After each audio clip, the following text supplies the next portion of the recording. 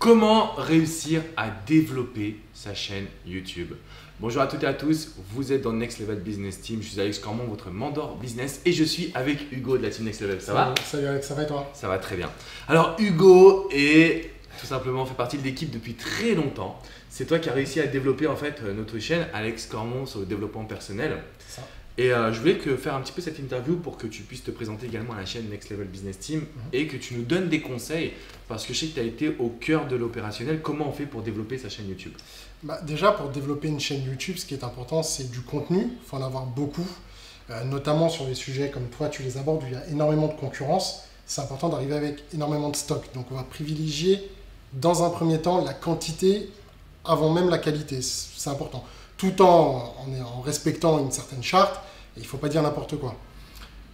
Une fois qu'on a un certain stock, on va dire pendant un an et demi au moins, une vidéo par jour, à ce moment-là, on va pouvoir peut-être passer sur des vidéos peut-être un peu plus qualitatives, plus longues, qu'on va pouvoir sortir par exemple 1 à 2 fois par semaine. Donc en fait, l'objectif, c'est un peu de créer son stock, c'est-à-dire de diffuser des vidéos autour de mots-clés, autour de concepts importants où on veut se positionner. Exactement. Une fois qu'on a acquis la notoriété et la communauté, là, on peut partir sur quelque chose d'un peu plus branding, personnel branding. Exactement. Il y a de base un travail de référencement à faire, de mots-clés. Il ne faut pas faire des vidéos sur n'importe quoi.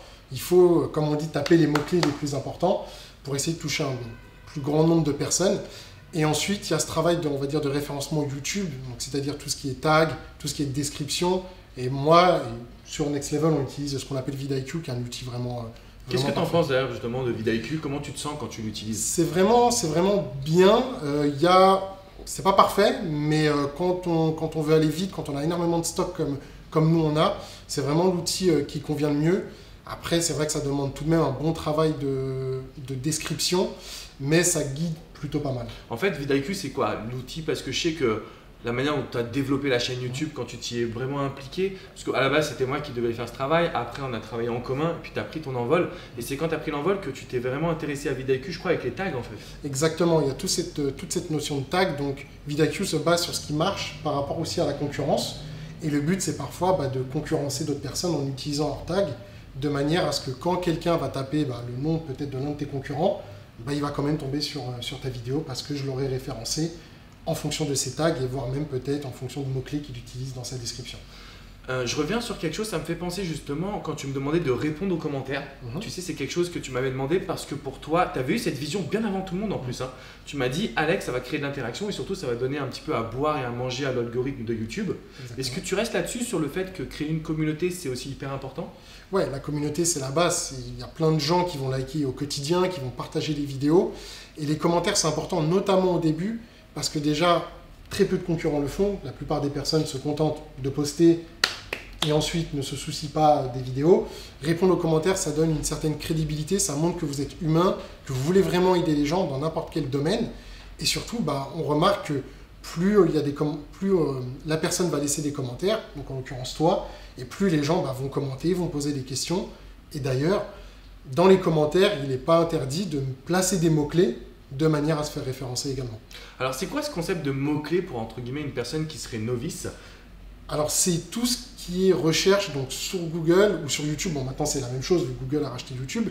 Mais ça va être toutes les expressions qui vont être les plus tapées. Par exemple, ça va être comment se faire de l'argent, comment devenir riche, comment devenir un conférencier. Ça va être toutes ces grosses requêtes qu'on va appeler des mots-clés. Il y a aussi des requêtes peut-être un peu plus importantes auxquelles il va falloir s'intéresser peut-être un peu plus tard. Alors, tu sais, sur YouTube, il y a plusieurs sons de cloche. Nous, on avait abordé la stratégie tous les deux de « Ok, on diffuse en masse, mais maintenant, on a l'impression qu'il faut faire des vidéos plus longues. » Est-ce que tu as cette tendance également avec les chaînes YouTube et puis Next Level, comme je sais que tu es derrière la chaîne? Je pense qu'on peut faire les deux dans un premier temps. À partir du moment où on est capable d'avoir beaucoup de stock, rien ne nous empêche de, par exemple, faire 2 ou 3 vidéos, on va dire, de 2 ou 3 minutes par semaine, et le week-end ou le lundi, poster une vidéo peut-être de 10-15 minutes dans laquelle on aura passé plusieurs semaines, voire peut-être même plusieurs mois de tournage et de montage. Donc en fait, Hugo, toi, pour te présenter un petit peu aussi aux yeux de tout le monde, tu réalises des coachings donc, sur mon site, alexandrecormon.com, mais derrière, c'est toi qui manages justement toutes les chaînes YouTube. Est-ce que tu sens qu'on peut développer son activité de coach, de thérapeute, de psychologue ou quoi que ce soit, rien qu'avec une chaîne YouTube? Ouais, je pense que c'est aujourd'hui possible. Alors moi, je ne le conseille pas. Je conseille toujours tout de même d'avoir au moins un blog, même s'il n'est pas forcément bien référencé. Mais effectivement, la vidéo est essentielle. Et il y a aujourd'hui des dizaines et des dizaines d'exemples de personnes qui réussissent en vidéo et qui ne sont pas forcément recherchées ou trouvables sur Google. Donc si vous avez aujourd'hui envie de développer votre chaîne YouTube, surtout n'hésitez pas à nous poser des questions. On sera là du coup avec Hugo et moi-même pour vous répondre. Vous savez, les commentaires, c'est important. Mettez-nous un petit pouce bleu, un petit like et surtout abonnez-vous à cette chaîne. On est en train de créer une énorme communauté. Donc moi, je vous ai promis pas mal d'experts. Hugo est expert à tout ce qui est YouTube. On va parler de créativité également dans une prochaine vidéo.